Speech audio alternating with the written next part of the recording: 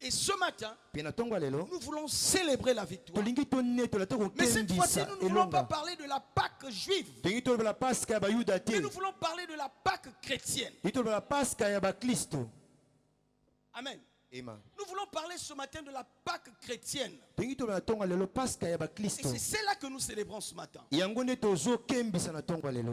donc, le peuple d'Israël, quand ils sont sortis de l'Égypte, dans leur marche bien-aimée, ils vont rencontrer des situations et des situations. Et à un moment, ils arrivent devant un pays qu'on appelle Édom. Et ils voulaient traverser ce pays. Mais les habitants de ce pays-là ne voulaient pas que Israël traverse. Ils ont dit à Israël, non, vous n'allez pas traverser. Il faut contourner. Amen. Amen. Alors ce peuple-là est devant Édom. Il faut passer, mais on les empêche de passer. Il faut contourner. Nous allons prendre nos Bibles. Dans le livre de Nombre.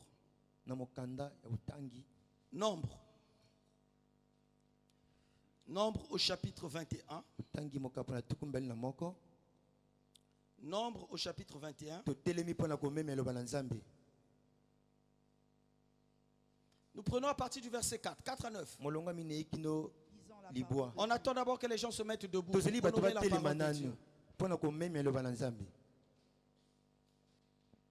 Amen. Nombre au chapitre 21, 4 à 9.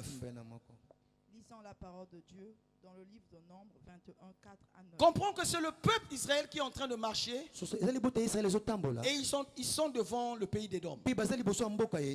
Vas-y. Ils partirent de la montagne de Hor par le chemin de la mer Rouge pour contourner le pays d'Édom. Le peuple s'impatienta en route et parla contre Dieu et contre Moïse. Pourquoi nous avez-vous fait monter hors d'Égypte pour que nous mourions dans le désert? Car il n'y a point de pain, il n'y a point d'eau, et notre âme est dégoûtée de cette misérable nourriture. Alors l'Éternel envoya contre le peuple des serpents brûlants. Ils mordirent le peuple et il mourut beaucoup de gens en Israël. Le peuple vint à Moïse et dit, nous avons péché, car nous avons parlé contre l'Éternel et contre toi. Prie l'Éternel afin qu'il éloigne de nous ces serpents. Moïse pria pour le peuple. L'Éternel dit à Moïse, fais-toi un serpent brûlant et place-le sur une perche. Quiconque aura été mordu et regardera conservera la vie. Verset 9. Moïse fit un serpent d'airain et le plaça sur une perche. Et quiconque avait été mordu par un serpent et regardait le serpent d'airain conservait la vie. Amen. Amen. Est-ce qu'on peut s'asseoir?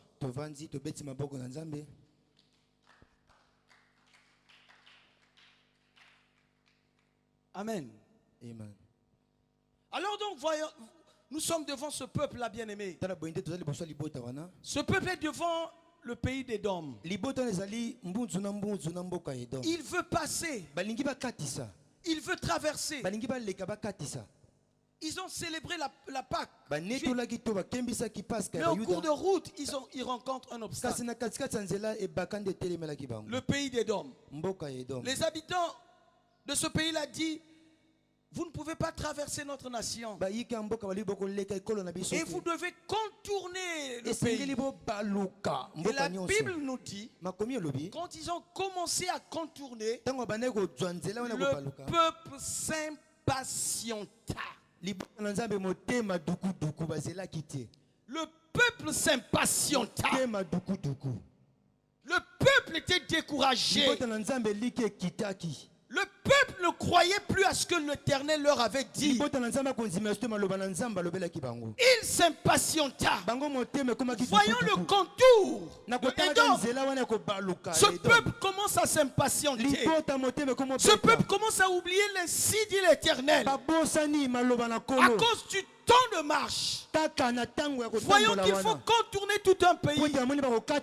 Ce peuple s'impatienta. Et au lieu de s'arrêter à leur impatience, la Bible ajoute, et il murmura contre Moïse et contre l'Éternel. Amen. Ce peuple qui a chanté Alléluia, qui a chanté victoire, sur leur parcours, ils vont rencontrer des choses. Et en rencontrant ces choses, ils s'impatienta. Ils commencent à murmurer contre Moïse. Ils commencent à murmurer contre l'Éternel. Écoute ce peuple qui était dans la servitude. Ce qu'il commence à dire. Pourquoi vous nous avez amenés dans le désert? Là où il n'y a pas de pain, là où il n'y a pas à manger, il fallait nous laisser en Égypte. En Égypte, tu étais esclave. En Égypte, les choses ne marchaient pas. En Égypte, tu étais dans la servitude. Mais tu es en train de marcher pour aller là où Dieu veut t'envoyer. Là où Dieu veut t'emmener. Tu t'impatientes et tu commences à murmurer contre Moïse et contre l'Éternel. Bien-aimé, fais attention. Quand tu murmures contre les hommes de Dieu, quand tu dis mal, amen. Fais attention.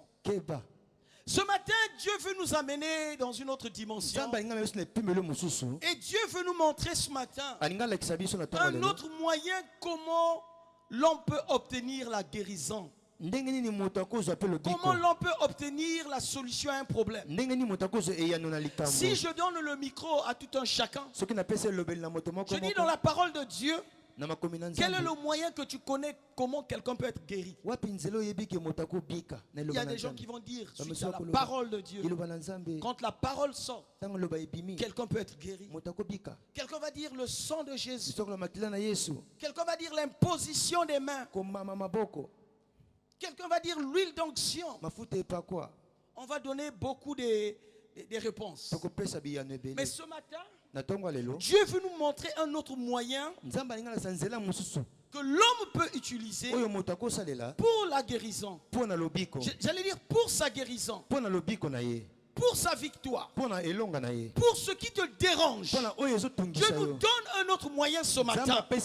Dieu veut nous parler d'un autre moyen que nous pouvons utiliser pour que nous ayons la victoire. La Bible nous dit, sinon au sein de l'église, cette année nous parlons de l'année de la victoire. Et Dieu veut nous donner un moyen pour obtenir la victoire. Amen. Alors le peuple est en train de marcher et ce peuple commençait à murmurer contre Moïse et contre l'Éternel. Et bien aimé, le fait de murmurer, ce peuple a ouvert une porte à l'ennemi. Le fait de murmurer, ce peuple était dans le péché. Le fait de murmurer, ce peuple donnait accès à l'ennemi de les toucher. Amen. Et donc le peuple marchait dans leur murmure. Ils ont dit des choses contre Moïse. Ils ont dit des choses contre l'Éternel. Et la Bible nous dit, l'Éternel va envoyer des serpents brûlants pour mordre ce peuple. Amen. L'Éternel va envoyer des serpents brûlants. Écoute-moi bien aimé. Ce peuple a commencé à marcher depuis longtemps. Ça faisait déjà des années. Dans le désert, ils pouvaient rencontrer des serpents. Mais les serpents ne faisaient absolument rien sur ce peuple. Mais dès qu'ils ont commencé à murmurer, bien aimé, Dieu a envoyé, la Bible nous dit, Dieu a envoyé des serpents brûlants pour mordre le peuple. Amen. Et donc les serpents commençaient à mordre ce peuple. Et un serpent qui mord, bien aimé, il envoie son venin. Donc il y a des gens qui marchaient avec le venin dans leur corps. Il y a des gens, 2 jours après, le venin faisait son travail et la personne mourait. Et la Bible nous dit beaucoup étaient morts. Beaucoup étaient morts. Et le peuple, voyant qu'ils étaient en train de mourir, ils vont aller vers Moïse. Ils vont dire à Moïse, le peuple va dire à Moïse, Moïse, prie l'Éternel pour qu'il éloigne de nous ces serpents-là. Amen. Bien-aimé, suis-moi bien. Est-ce que tu peux acclamer le Seigneur? Vous savez, ils ne sont pas habitués avec ce temps-là, ça demande plus d'énergie. Amen. Mais Dieu va nous donner la force. Alors donc ce peuple va aller vers un intercesseur, Moïse, qui va prier l'Éternel pour eux, pour que l'Éternel éloigne les serpents brûlants. Et donc Moïse va parler avec Dieu. Il va dire, Seigneur, s'il te plaît, pardonne ce peuple qui a péché. Pardonne ce peuple qui a mal parlé. Pardonne-les, Seigneur. Et éloigne ces serpents-là. Parce que les gens sont en train de mourir. Il y a des milliers et des milliers mouraient. Et qu'est-ce que Dieu va faire? Dieu va dire à Moïse, Moïse, fais-toi un serpent de rein. Ah, nyoka motako. Amen. Tomboli nyoka motako yo na mabota nyoso tika Yesu atomba. Amen. Il va dire à Moïse, fais-toi un nyoka motako. Amen. Fais-toi un serpent de rein. Et prends ce serpent, mets-le sur un bois. Tu l'élèves dans le désert. Toute personne qui sera mordue par le serpent, s'il regarde au serpent des reins, il va conserver sa vie. Il ne va pas mourir. Les venins du serpent ne feront aucun mal dans sa vie. Moïse va donc prendre un serpent de rein. Il va mettre sur un bois et il va l'élever dans le désert. Et le peuple devait regarder à ce serpent de rein élevé dans le désert par Moïse. Un serpent sur une croix. C'est ce que nous voyons dans les pharmacies. C'est venu de la Bible. Les serpents que vous voyez sur la croix là, dans les pharmacies, là où les gens vont chercher la guérison. Quand on va dans une pharmacie, c'est parce qu'on est malade. On va chercher des produits. Mais en passant, parfois on blâme ma pharmacie. Parfois tu jettes le coup d'œil là et tu rentres. Quand on regarde au serpent élevé par Moïse dans le désert, on va conserver sa vie. Ta vie sera sauve. Mais si tu ne regardes pas au serpent, si tu regardes aux morsures du serpent, si tu regardes à la blessure causée par le serpent, tu vas mourir. Tu vas perdre la vie. Je voudrais dire à l'église ce matin, je vais prêcher ce matin. Et ce matin, Dieu va faire du bien à quelqu'un. Dieu va guérir plusieurs personnes. Dans le service que nous allons faire, il va se passer des choses ce matin. Je dis, il va se passer des choses ce matin. Il y a des gens qui sont venus en ces lieux malades. Il y a des gens qui sont venus avec des problèmes. Quand la parole va sortir, je dis qu'il y aura des guérisons ce matin. Il y aura des miracles qui vont se faire ce matin. Il y aura des manifestations ce matin. Ne sois pas troublé. Quand toi tu es assis, quelqu'un qui est en train d'écouter la parole et qui rentre en transe, si l'esprit le saisit, toi continue de prier là où tu es. Continue de prier. Continue d'écouter ce que Dieu te dit ce matin. Écoute-moi bien. Dieu va dire à Moïse, élève ce serpent sur lui. Mets-le sur une croix. Que toute personne qui a un problème, toute personne qui a une souffrance, toute personne qui a une difficulté, toute personne qui cherche la solution, qu'il regarde au serpent d'airain. Qu'il regarde au serpent d'airain. Qu'il ne regarde pas son problème. Qu'il ne regarde pas sa situation. Mais qu'il regarde au serpent que Moïse a élevé dans le désert. Et beaucoup de gens étaient en train de regarder à ce serpent. Et quand ils regardaient, ils retrouvaient la vue.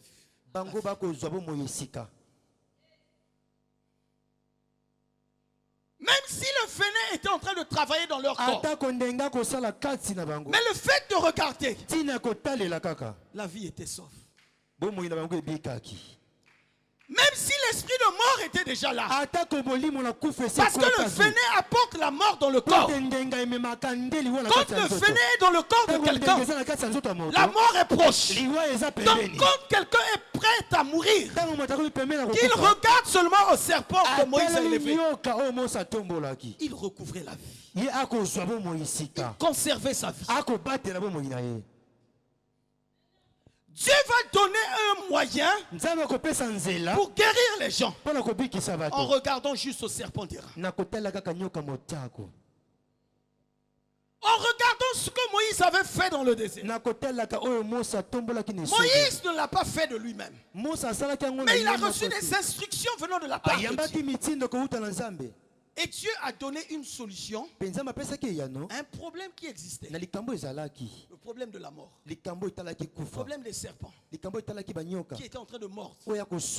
Et il fallait regarder au serpent d'airain que Moïse avait élevé dans le désert. Amen. Beaucoup de gens bien-aimés sont victimes des morsures des serpents. Tu te dis, mais comment? Tu vas comprendre. Et le venin joue son rôle dans ton corps. Le venin est en train de travailler. À tel point que tu vois que les choses ne marchent pas. Et beaucoup de gens bien aimés ont le sida mais mystique. Est-ce que tu le sais? Sida est normal mais est mystique. Maladie est normale est mystique. Il y a des gens comme ça. Et la mort guette de quelle personne? Il y a des gens qui ont des situations. Pour lui, la solution, c'est mourir. Pour lui, la solution, c'est se suicider. Dieu nous dit ce matin, regarde seulement au serpent d'airain que Moïse a élevé dans le désert. Amen. Si tu regardes au serpent, tu vas recouvrir la vie. J'aime ce mot-là. La Bible dit ceci. Quiconque. Ça veut dire n'importe qui. Qui que tu sois. Quiconque regardera au serpent d'airain va conserver la vie. Même si c'est un pécheur. Même si c'est un marabout. Même si c'est un tueur. Même s'il ne croit pas que Dieu existe. S'il est mordu par le serpent et qu'il tourne ses regards vers le serpent d'airain, il va conserver ça. Écoute, j'aimerais dire à quelqu'un, Dieu ne fait exception de personne. Amen. Bien aimé, dans le désert, la victoire que le peuple pouvait avoir, c'est en regardant cette croix que Moïse avait élevée. Regarde cette croix. Regarde le serpent élevé dans le désert. Tu auras la victoire sur la mort. Tu auras la victoire sur les morsures du serpent. Tu auras la victoire sur tout problème qui peut t'arriver. C'est la solution que Dieu avait donnée. Amen. Amen. Le seul remède qu'il a donné dans le désert. Pas autre chose. Et donc cette croix jouait le rôle thérapeutique pour ceux-là qui font science ou médecine. Ça jouait un rôle thérapeutique.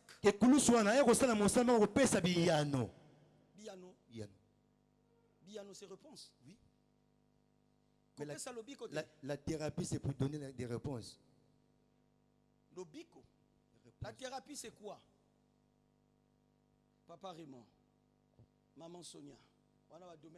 Quand on parle chez un thérapeute, c'est pour chercher la solution. Donc il donne des... la guérison, non? Mais c'est ça, dans le domaine où nous parlons, c'est la guérison. On peut pas préciser. La réponse. Mais c'est la réponse en réalité. La réponse aussi. Amen. Est-ce qu'on peut acclamer le Seigneur? Amen. Acclame le Seigneur. Acclame le Seigneur. Alors toute personne qui devait être mordue par le serpent, la solution était que qu'il regarde au serpent. Amen. Amen. La Bible nous dit, l'Ancien Testament, c'est l'ombre des choses à venir. Ce n'est que l'ombre. Ce n'est que l'image. Ce n'est qu'une préfiguration. Mais ce n'est pas la réalité. Et la réalité, c'est dans le Nouveau Testament. Amen. Ma soeur, prends-nous Jean 3, 14 à 16. Alors suis maintenant. Donc, je rentre maintenant dans le message. Jean 3, 14 à 16. Jean 3, 14 à 16. Et comme Moïse éleva le serpent dans le désert, il faut de même que le Fils de l'homme soit élevé. Il faut de même que le Fils de l'homme soit élevé. Afin que quiconque croit en lui. Ce mot-là revient. Afin que quiconque croit en lui,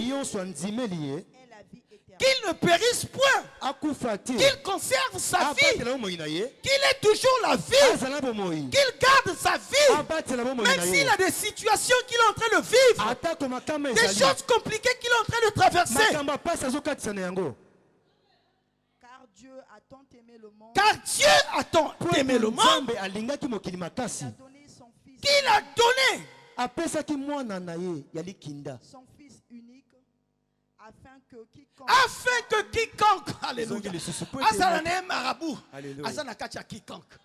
le problème c'est qu'il faut qu'il accepte de regarder. Vas-y. Quiconque croit en lui ne périsse point, mais et qu'il ait la vie éternelle. Est-ce que quelqu'un peut acclamer le Seigneur?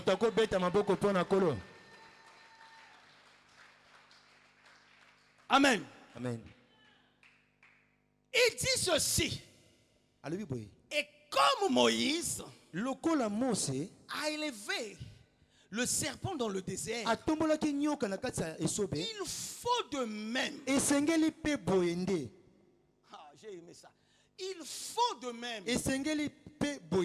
Dans d'autres versions, on dit il faut que le Fils de l'homme, le Fils de l'homme doit être placé au-dessus.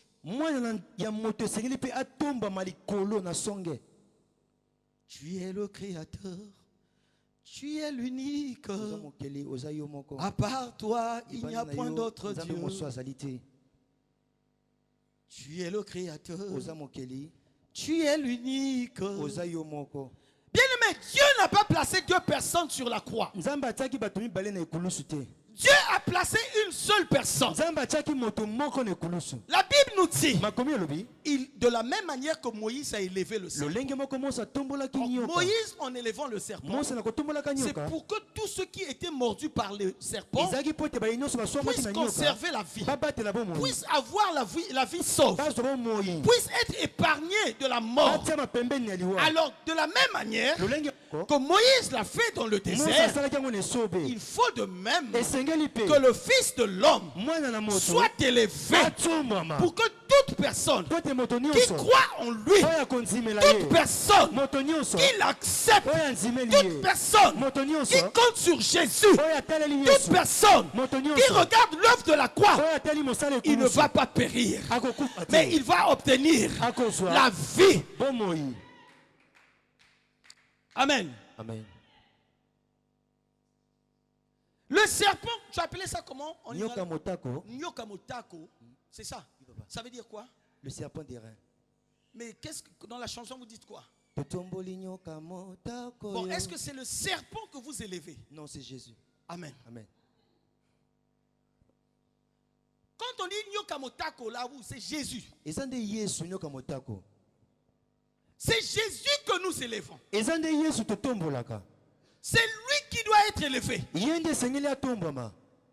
C'est lui qui doit être placé. Et quand il est sur la croix, quand tu regardes à Jésus sur la croix, tu as la victoire. Voilà pourquoi le thème du message de ce matin, la victoire est sur la croix. Ta victoire est sur la croix. L'œuvre de la croix, bien aimé. Aucun endroit dans la Bible, dans tout ce que Jésus a dit, il y a un seul endroit où il a dit tout est accompli. C'est sur la croix. La victoire que tu cherches est sur la croix, bien-aimé. Le remède de ton problème, c'est la croix de Jésus. Jésus crucifié à la croix, bien-aimé, est le remède que Dieu a donné à l'humanité. Et la solution que Dieu a donnée à l'humanité. Tout homme qui croit en Jésus, il a la vie sauve. Quel que soit le venin que tu as qui a été injecté dans ta vie, quel que soit le problème que tu traverses, quelles que soient les perturbations dans ta vie, je viens te présenter une solution. Peut-être que tu as toujours oublié la croix de Jésus. Il n'est pas allé à la croix en vain, bien-aimé. Dieu n'a jamais placé un voleur sur la croix. Dieu n'a jamais placé un brigand sur la croix. Mais Dieu avait placé son fils. Il avait placé son fils afin que quiconque croit en lui, qu'il ne périsse point, qu'il ne meure point, mais qu'il ait la vie. Oh bien-aimé, la vie c'est en Jésus. Amen. Amen. La vie c'est en Jésus. Quels que soient les dégâts que le venin peut causer dans la vie, n'aie pas peur. Ce matin, je t'apporte une solution. La croix de Jésus. La croix de Jésus. C'est notre victoire. Vous savez, les Romains plaçaient les gens sur la croix pour les humilier. C'était un échec. Quand on te tue sur la croix, quand on te place sur la croix, c'était une mort honteuse. C'était réservé aux voleurs. C'était réservé aux criminels. Donc quand on te met là, c'était une défaite. C'était un échec pour toi. Et on ne le faisait pas en secret. Mais on devait le faire en public, pasteur, pour que tout le monde sache ta honte, ta souffrance, ta douleur. Comment tu vas être humilié.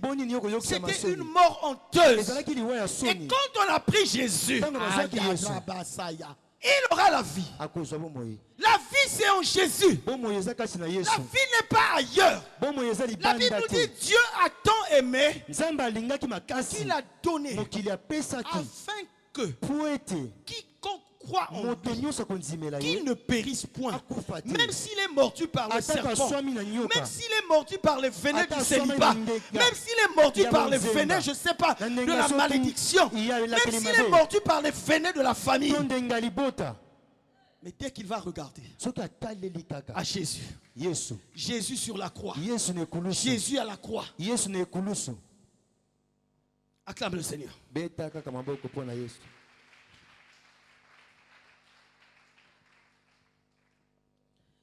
aimé, la victoire c'est en Jésus. Pour les Juifs, c'était un échec. La mission de Jésus était un échec. La mission de Jésus était un fiasco. La mission de Jésus était un chaos. Parce qu'on l'a cloué. Une mort honteuse. Quelle souffrance sur la croix. Il ne peut pas se défendre. Il ne peut pas dire mot. Mais j'aime une chose. C'est que la Bible nous dit dans Philippiens 2, verset 8. Écoute. Philippiens 2, verset 8. Il s'est humilié lui-même. Il s'est humilié lui-même. Pour les Romains, nous sommes en train de le prendre. Nous sommes en train de l'écraser là. Nous sommes en train de le présenter là. Pour lui faire honte. Or, la Bible nous dit, il s'est humilié. Vas-y. Se rendant obéissant jusqu'à la mort. Même jusqu'à la mort de la croix. Bon, maintenant la question que je me suis posée. Il s'est humilié lui-même. Se rendant obéissant. Jusqu'à la mort à la... Non, c'est pas ça. Se rendant jusqu'à la mort. Jusqu'à la mort. Attends d'abord. Se rendant, pasteur, jusqu'à la mort. Il s'est humilié lui-même en se rendant obéissant jusqu'à la mort. La Bible ne s'arrête pas là. La Bible met une virgule. Il nous précise encore.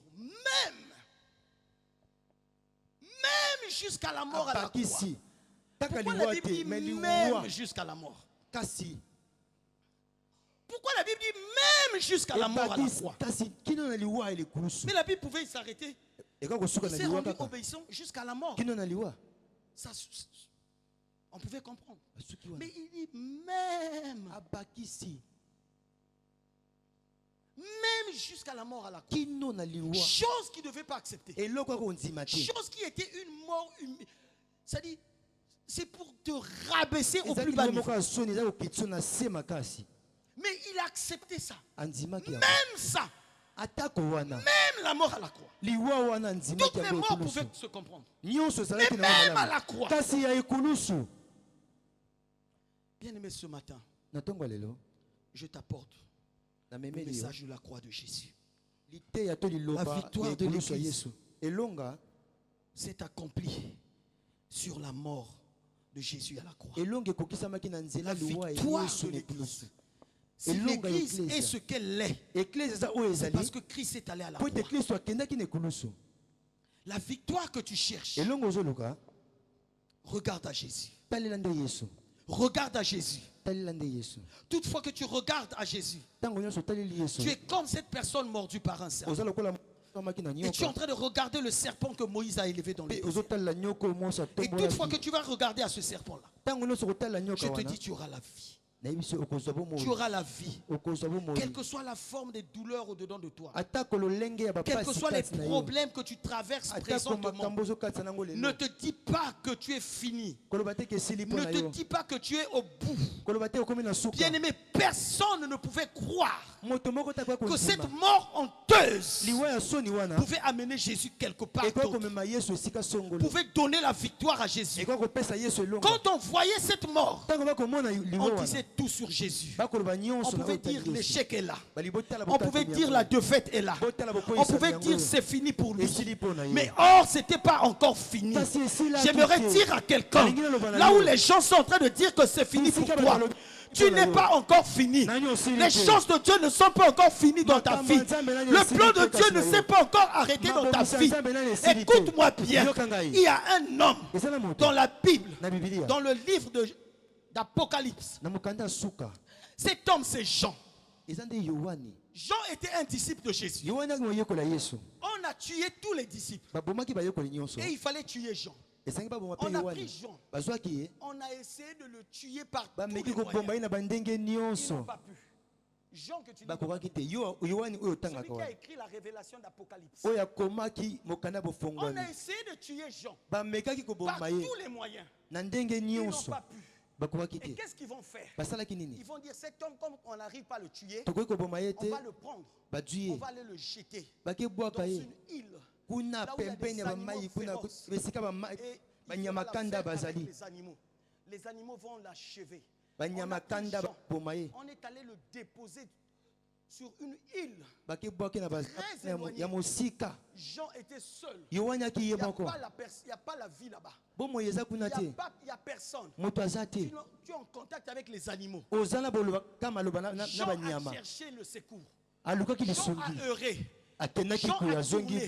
Jean a cherché qui peut me venir en aide, qui peut me secourir. Il ne trouvait personne.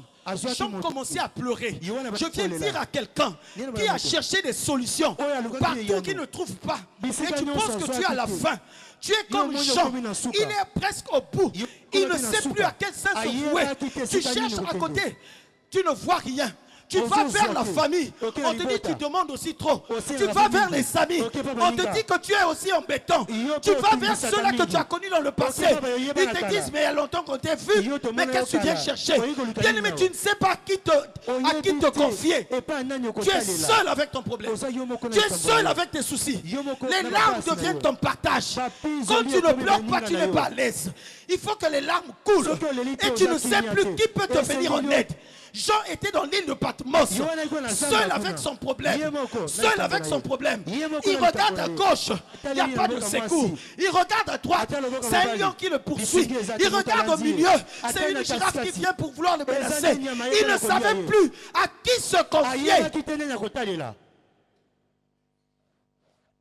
La Bible nous dit, Jean commençait à pleurer. Jean commençait à pleurer. Jean commençait à pleurer. Seigneur, est-ce que je te sers en vain pour que je me retrouve dans cette situation? Je parle à un Jean qui est là ce matin, qui pleure tout le temps. Quand tu vois ton problème, ça te dépasse. Mais je viens dire à Jean, ton problème n'est pas plus grand que ton Dieu ce matin. Jean a pleuré. Jean a pleuré. Et la Bible nous dit, il y a un vieillard qui est venu dire à Jean, qui est digne, qui est digne, qui est capable, qui a la possibilité, qui a été jugé digne d'ouvrir le livre, de te faire sortir de ce problème, de te faire sortir de cette situation. Qui est digne? Jean a dit personne. Je ne vois personne. Là où je suis là, qui peut me venir au secours, qui peut me venir en aide. Jean a commencé à pleurer parce qu'il ne savait pas qui pouvait l'aider, qui pouvait le secourir, qui pouvait venir le prendre, qui pouvait le faire sortir de ce pétrin, de ce chaos qu'il était en train de vivre. Jean ne comprenait pas. Et les larmes étaient devenues sa nourriture. Jean a pleuré. Et il y a un vieillard qui est venu qui a dit, arrête de pleurer. Arrête de pleurer, Jean. Il y a quelqu'un qui a été jugé d'ouvrir de livres, de rompre les sons. Il y a quelqu'un. Regarde à cette personne. Regarde à cette personne. C'est lui qui a la solution. Dieu a dit, quand tu regardes à lui, la victoire est possible. Regarde à lui. Regarde, il est là. Regarde à lui. Écoute-moi. Beaucoup des Israélites étaient morts dans le désert. Pourquoi? Parce qu'ils regardaient aux morsures. Et pas ignoka souye azotalango. A oublié que le biko est une morsure, mais ils ont eloko oyoba. Alléluia. Beaucoup passent des moments difficiles. Beaucoup pleurent tout le temps. Parce qu'ils regardent à leur morsure. Ils regardent aux morsures du serpent. Ils regardent à la blessure. Qui t'a mordu? Qui a mordu tes finances? Qui a mordu ta fécondité, qui a mordu ton mariage. Il n'y a plus la paix. Il n'y a plus la tranquillité. Qui a mordu tes diplômes? Il y a des diplômes qu'on a mordu, bien-aimés. Il y a des gens qui souffrent de mal de dos chronique. Tu ne sais pas d'où ça vient. Et ça la passe. Conduit na yoba kisi tout. Même Feralgon. Et si la kate. Combien même on a dit, ça arrête la douleur. Qui t'a mordu? Qu'est-ce qu'on a mordu dans ta vie? Qu'est-ce qu'on a mordu? T'appartenant. Et ça t'amène tous les échecs. Parce que tu continues à regarder aux morsures. Tu continues à regarder là où on t'a mordu. Donc la solution n'est pas là. La solution n'est pas aux morsures. Mais la solution est à la croix. La solution est ailleurs. Mais toi tu passes ton temps à regarder à la morsure du serpent. Qui t'a mordu? Qu'est-ce qu'on a mordu de toi?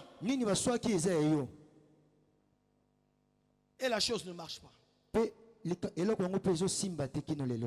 Le vieillard a dit à Jean, voici celui qui a été jugé digne. Le bishop le dimanche nous a dit, quand on dit voici le sainté, ça veut dire on est en train de te le montrer. Jamais on va dire archange, voici le sainté. Malheureusement, beaucoup de chrétiens le font. On dit voici l'agneau de Dieu. Voici celui qui a été jugé digne. De rompre, de finir ton problème, de te donner la solution. Voici. Mais ton regard est ailleurs. Ton regard est ailleurs. Amen. Amen. Ton regard est ailleurs. Les Romains l'ont mis sur une croix pour que tout le monde le regarde. Pasteur, et c'est là qui est erreur. On a pris Jésus, on l'a mis sur une croix pour que tout le monde le regarde. Je ne sais pas si quelqu'un comprend quelque chose. Alléluia. C'est-à-dire on a pris Jésus, on l'a mis sur une croix pour que tout le monde le regarde. On ne l'a pas mis en secret, mais en public, pour que tout le monde le regarde. Or, ils avaient oublié une chose. La prophétie disait, quiconque regarde. Alléluia. La prophétie disait, quiconque regarde, quiconque fixe ses regards sur celui qui a été élevé, il aura la vie. Alors eux, je vais dire bêtes qui sont, maintenant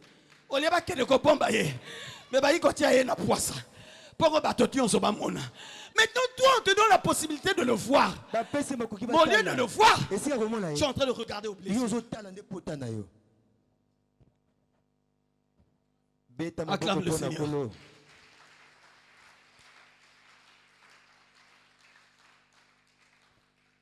C'est le roi de Juifs. Regardez-le.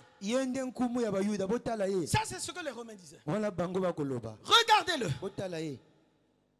Non, toi ne tourne pas ton regard ailleurs. Regarde-le comment il souffre. Regarde. Parce que l'accès au victoire. Amen. Parce que l'accès au victoire. On te montre ta victoire. C'est la victoire qu'on est en train de te montrer. C'est là où ta victoire va arriver. C'est le chemin de la victoire. Amen. Est-ce que tu peux acclamer le Seigneur?